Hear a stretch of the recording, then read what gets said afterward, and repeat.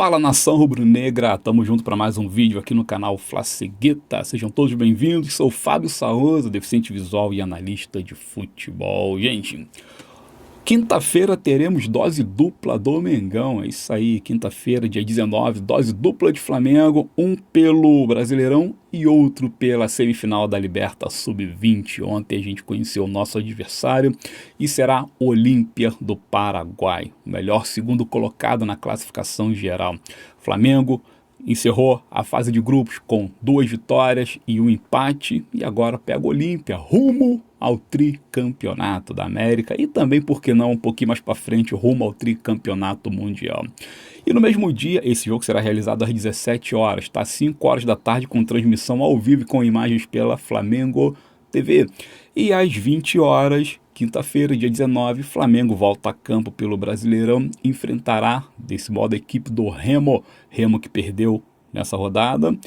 Flamengo que encontrará casa cheia, foram vendidos mais de 35 mil ingressos de forma antecipada, acredito que hoje já esgotaremos a carga de ingressos. Maracanã contará com aproximadamente 68, 69 mil presentes, quem sabe bate até 70 mil.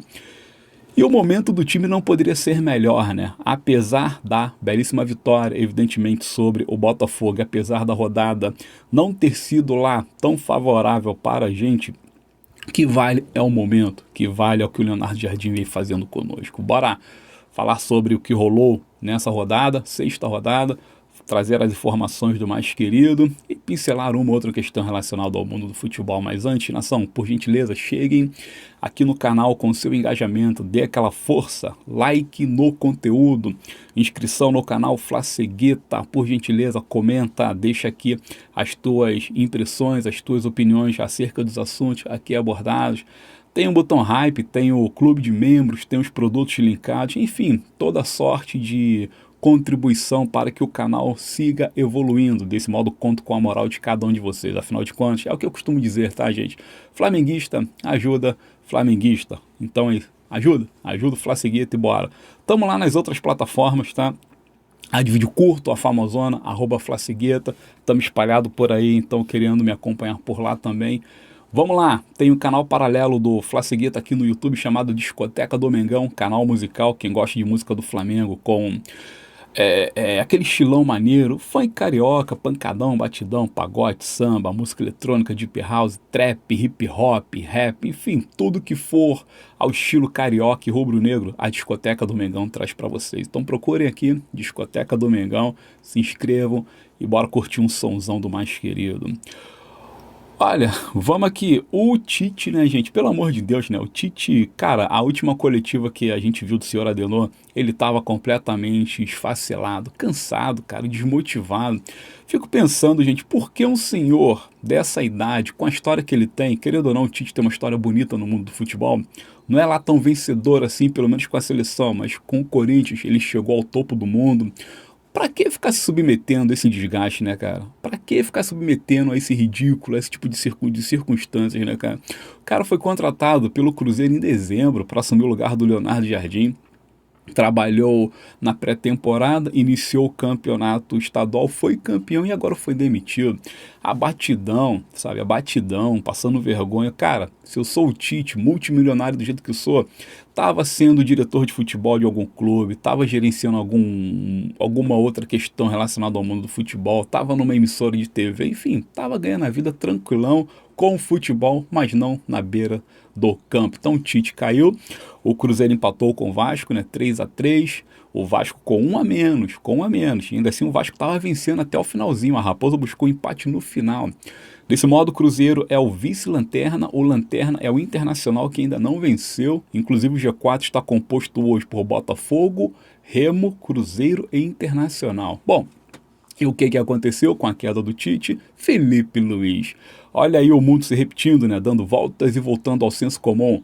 Em 2024, o Tite caiu no Flamengo e assumiu o Felipe Luiz e deu certo. Será que o filme vai se repetir lá na Raposa? Provavelmente não, porque segundo a última informação, o Felipe Luiz negou a oferta feita pelo dono do Cruzeiro, Pedrinho Belo Horizonte, Pedrinho BH.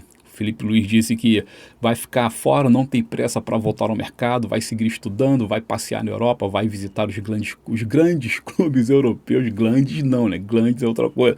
Vai visitar os grandes clubes europeus e assim por diante. Mas é aquilo. A verdade do futebol hoje é a mentira de amanhã e vice-versa. Se o Pedrinho der uma louca e meter na mão do Felipe Luiz uma maleta abarrotada de dólar, que nem aquela música do Charlie Brown, tu acha que ele não aceita? Vamos ver, vamos ver.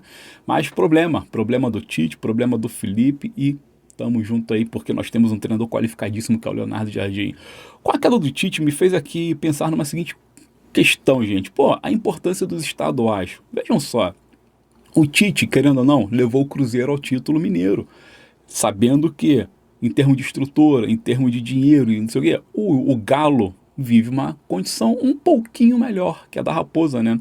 Até porque o Cruzeiro viveu na Série B vários anos aí consecutivos recentemente, né? Então podemos colocar que o Galo está melhor estruturado. Ainda assim, o Cruzeiro foi campeão.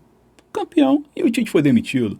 O Felipe Luiz, ele levou o Flamengo à semifinal do Carioca com 3-0 e depois 8-0 em cima do Madureira.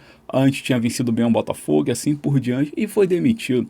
Fico pensando, cara, será mesmo que os estaduais estão tão esfacelados e enfraquecidos a ponto de não ter valor nenhum a fim de, sei lá, garantir a manutenção de algum treinador?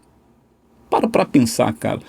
Eu acho que quando o cara ganha o estadual e é demitido logo em seguida, é um sinal claro de que o peso dos estaduais Brasil afora está perto do zero. Está muito baixo. Claro que a gente está falando de mineiro, paulista, carioca, gaúcho, coisa do tipo. A gente sabe que lá em cima, norte, nordeste, centro, seja lá o que for, os estaduais são muito fortes, porque é o que eles têm para poder se divertir. A gente sudeste ou sul, não, cara. Os estaduais aqui não tem peso algum. Bom, vale a pena seguir mantendo esse tipo de campeonato no sudeste e no sul do país, pelo menos no Rio Grande, porque aqui em Santa Catarina é forte. Fica aí a reflexão, eu queria a tua opinião.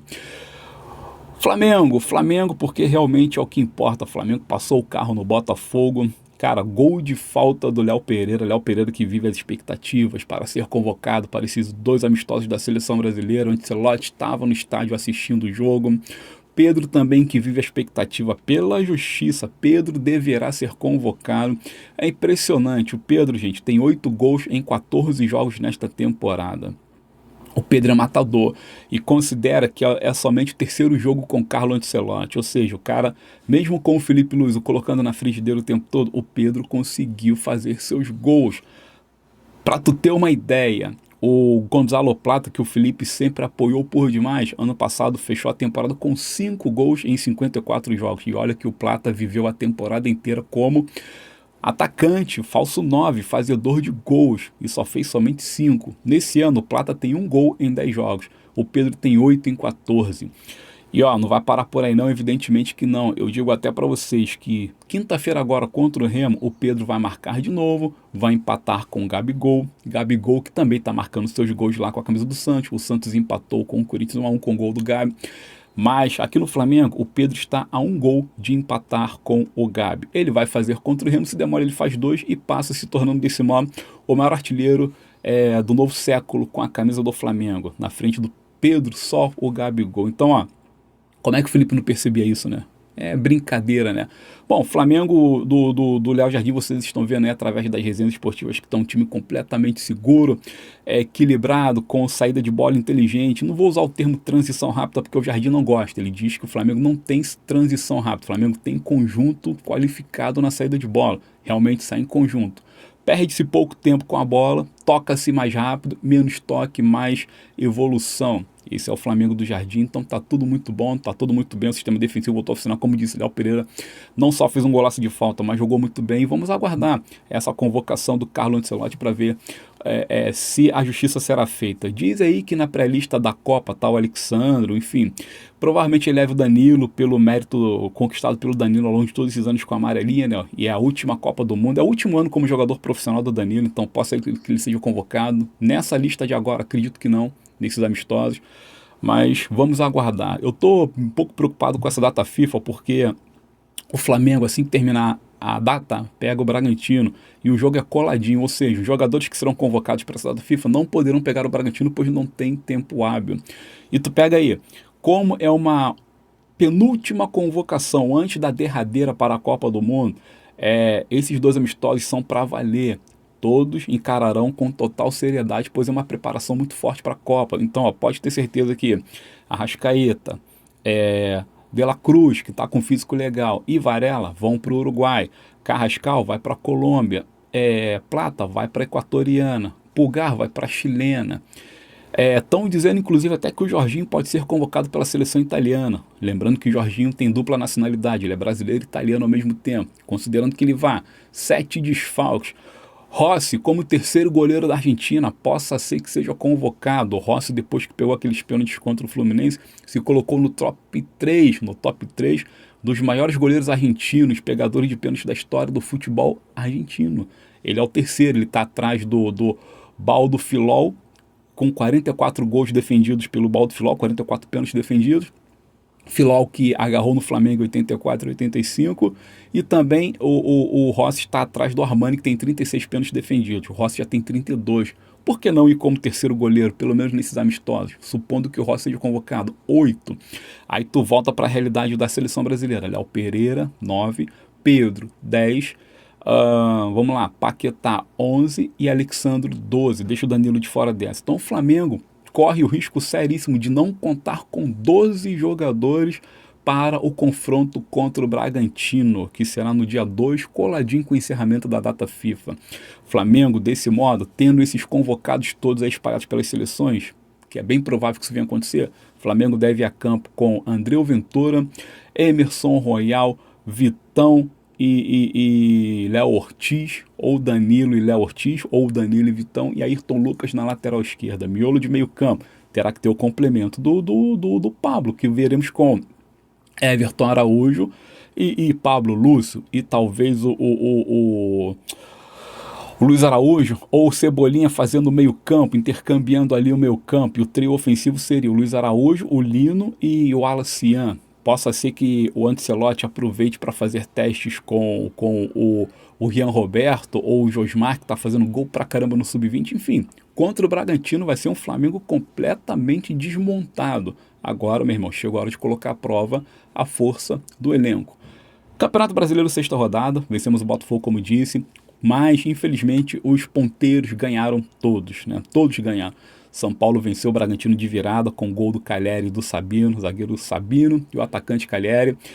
2-1 São Paulo de virada, 16 pontos. São Paulo está se mantendo firme. O que causa um certo alento para a gente é que o Lucas e o Luciano não estão jogando absolutamente nada. Foram vaiados, inclusive. Mas, por enquanto, São Paulo está se mantendo. São Paulo, 16 pontos. Palmeiras, que sempre se recusa a não disputar o Campeonato Brasileiro. Palmeiras venceu também o Mirassol por 1-0, placar magrinho, jogo ruim pra caramba, pra variar. Todo jogo do Palmeiras tem sido uma lástima pra assistir, né? Mas eles venceram, desse modo estão com 13 pontos. O bom é que todo mundo ali tá com 6 jogos, só o Flamengo tá com o jogo atrasado.